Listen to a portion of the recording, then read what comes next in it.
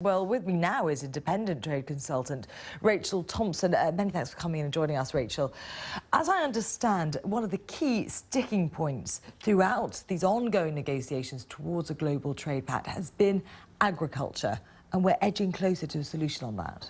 Yeah, agriculture's been problematic at the multilateral liberalisation level for over 50 years, so it's not surprising that it's one of the final sticking points. But it seems as though India and the US are edging closer together to a short to medium term compromise, and hopefully we'll get that this week. Is it fair to say that had the WTO failed to come up with an agreement on this, it would be viewed increasingly as irrelevant really on the world stage? That was a fear that was voiced by the new Director General. I think that's absolutely right, and I think that message has gotten through in Geneva, in the negotiating rooms now, because of all of the big regional free trade agreements that have started up. Transatlantic free trade agreements been revived, the Trans-Pacific Partnership.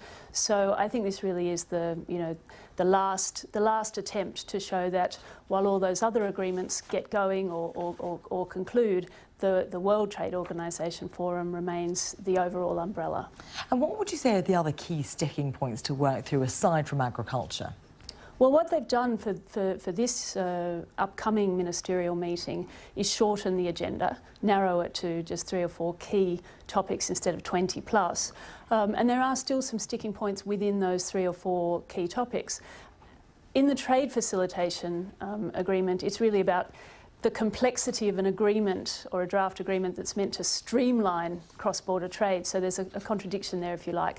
But I think they're going to do it this time, and it'll be a good building block to then get on with the next 3 or 4 issues. And what do you make of the future of the WTO? It is a large, unwieldy organisation, isn't it? It covers 159 member countries. Do you foresee a bright future for it, following some kind of agreement?